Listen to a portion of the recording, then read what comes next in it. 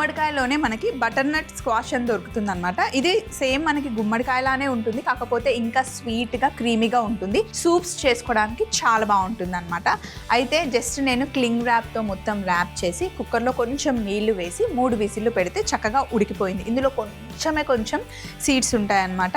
ముఖ్యంగా పిల్లలకి మనము సాలిడ్ ఫుడ్ స్టార్ట్ చేసిన తర్వాత దీన్ని బాయిల్ చేసేసి కొంచెం ప్యూరీ చేసి ఇస్తే కనుక చాలా బాగుంటుంది. ఉప్పు కానీ షుగర్ కానీ ఏం యాడ్ చేయాల్సిన అవసరం లేదు. అలా డైరెక్ట్గా మనం ప్యూరీ చేసి పిల్లలకి ఇచ్చేయచ్చు. డైరెక్ట్గా పిల్లలకి మనకి ఫుడ్ దొరుకుతుంది అనమాట. మనం ఫారెన్లో ఉంటే కనుక బాక్స్లో చిన్నగా పెట్టిస్తారు. బనానా, క్యారెట్, బీన్స్, అలాగే చాలా అన్ని వెజిటేబుల్స్ని ముందే ప్యాక్ చేసి ఇస్తారు. చాలామందికి అలా పెడుతూ ఉంటారు. కానీ డైరెక్ట్గా ఇలా వెజిటేబుల్స్ తీసుకొని మనం బాయిల్ చేసి పెట్టొచ్చు. ముందుగా కావాల్సిన పదార్థాలు ఒకసారి చెప్తాను వినండి. ఉడికించిన గుమ్మడికాయ, గోధుమ పిండి, స్ప్రౌట్స్, పసుపు, వాము, చిల్లీ ఫ్లేక్స్, కొత్తిమీర, రొట్టె చేసుకోవడానికి పైన చల్లుకోవడానికి గోధుమ పిండి అనమాట. సో లోపల ఉన్న గుజ్జు ఫస్ట్ తీసుకుందాం. స్పూన్తో అంటే వచ్చేస్తుంది. మెత్తగా ఉడికిపోయింది. జస్ట్ ఇట్లా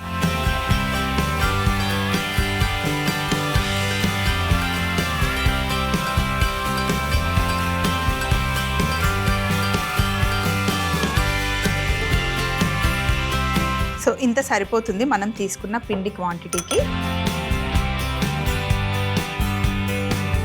ఇందులో కాస్త వాము, అలాగే చిల్లీ ఫ్లేక్స్,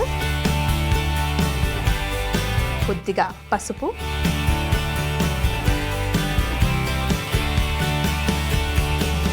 అలాగే ఉప్పు వేసి ఇప్పుడు చక్కగా మ్యాష్ చేసుకోవాలి.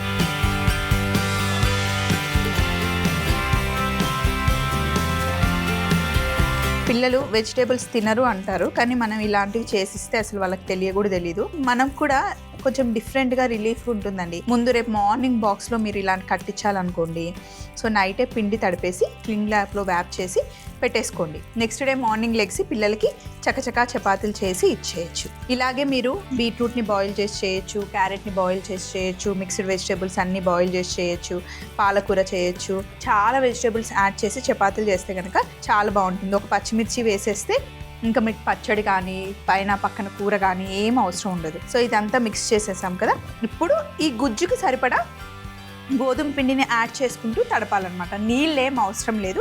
ఈ గుజ్జులో నుండి వచ్చే తేమనే సరిపోతుంది. సో కొంచెం పిండి వేస్తూ తడుపుకోవాలి. పిండి ఇంత కొలత అనేది నేను చెప్పలేను. నేను కూడా ఇలా కొంచెం వేసుకుంటూ తడుపుకుంటాను అంతే.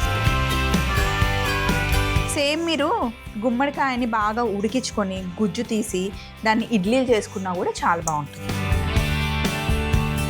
గుమ్మడికాయ మనకి 2 రకాలుగా, బూడిది గుమ్మడికాయ ఉంటుంది, అలాగే దీన్ని గుమ్మడికాయ, గుమ్మడి పండు అంటారు. ఉండడమే మనకి మంచి మస్టర్డ్ ఎల్లో కలర్లో ఉంటుంది. మంచి కలర్ఫుల్గా ఉంటుంది. సో ఇప్పుడు మనకి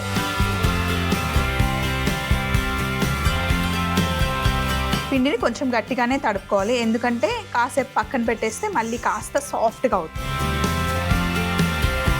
ఇందులో కావాలి అంటే మీరు ఒక స్పూన్ నెయ్యి కూడా యాడ్ చేసుకోవచ్చు.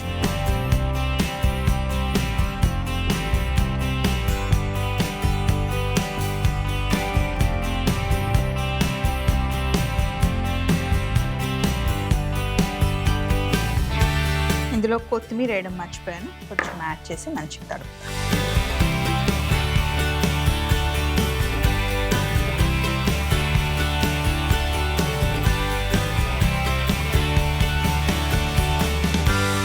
ఇందులో మనం వాము, ఉప్పు, కొంచెం చిల్లీ ఫ్లేక్స్ వేసాం కదా, చాలా బాగుంటుంది.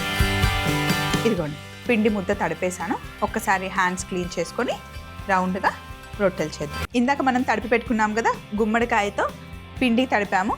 ఇప్పుడు స్ప్రౌట్స్ రెడీగా ఉన్నాయి నా దగ్గర. ఇందులో జస్ట్ పిండిని ఇలా ముంచేయండి, అద్దేయండి.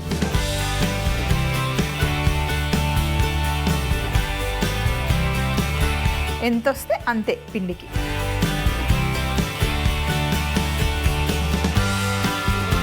మనం తీసుకున్న స్ప్రౌట్స్లో ఉలవలు, పెసళ్ళు ఉన్నాయి. మీ దగ్గర ఏముంటే అవి, ఇవే కావాలని ఏం లేదు.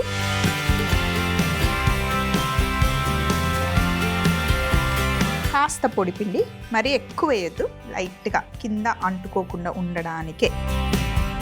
ఇలా జస్ట్ ప్రెస్ చేసేయండి.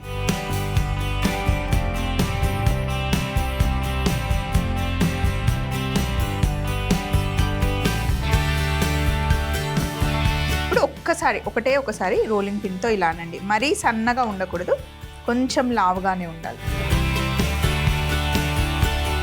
మరి సన్నగా అవ్వదు కూడా. మనకి స్ప్రౌట్స్ అన్నీ బయటికి రాకుండా ఉండడం కోసం ఒత్తుకోవడమే. పూరీ సైజులో చేసుకుంటే సరిపోతుంది.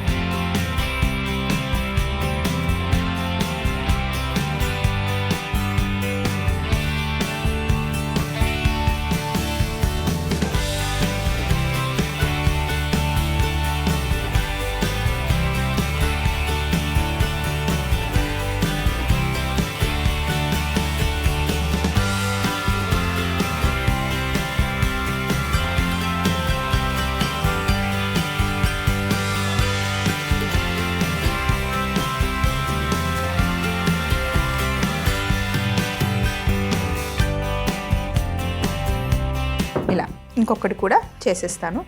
డైరెక్ట్గా ఇలాగే తినేయచ్చు, కూర ఉండాలి అని ఏం లేదు. ఎందుకంటే ఇందులో మనం వాము వేసాము, కొంచెం మనం ఫ్లేక్స్ చేసి వేసాము. గుమ్మడికాయ లైట్ తీయదనంతో చాలా బాగుంటుంది.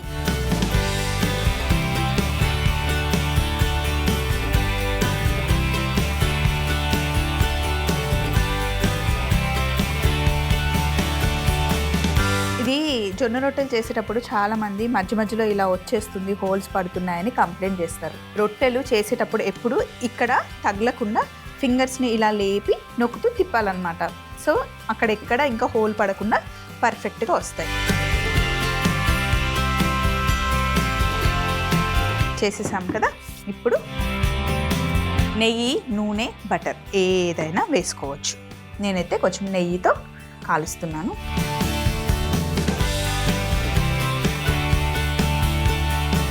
ఫస్ట్ నెయ్యి వేస్తే కనుక మాడిపోతుంది. ఫస్ట్ కొంచెం కాలిన తర్వాత అప్పుడు నెయ్యి వేసుకోవాలి.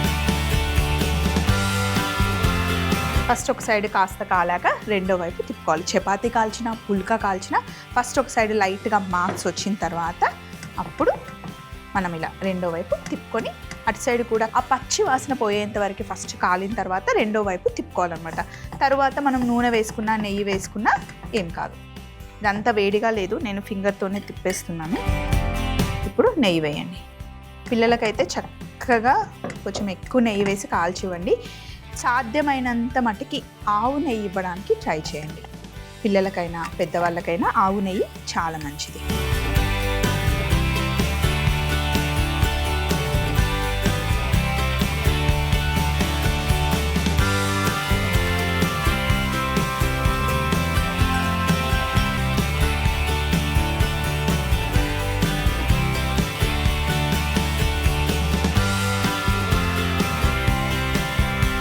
చక్కగా రెండు వైపులా కాల్చుకోవడమే. స్ప్రౌట్స్ పంకిన్ రోటీ తయారీ విధానం. ముందుగా ఉడికించుకున్న గుమ్మడికాయ లోపల గుజ్జు తీసి ఒక బౌల్లోకి వేసుకోవాలి. అందులోనే చిల్లీ ఫ్లేక్స్, పసుపు, ఉప్పు వేసి మ్యాష్ చేసుకుని తగినంత గోధుమ పిండి వేసి ముద్దలాగా చేసుకొని కాస్త కొత్తిమీర కూడా వేసి కలిపి రౌండ్ గా ఉండ చేసుకొని స్ప్రౌట్స్ లో అద్ది చపాతీ కర్రతో రోల్ చేసుకొని పాన్ లో కాస్త నెయ్యి సహాయంతో రెండు వైపులా చక్కగా కాల్చుకుంటే స్ప్రౌట్స్ పంకిన్ రోటీ రెడీ అవుతుంది.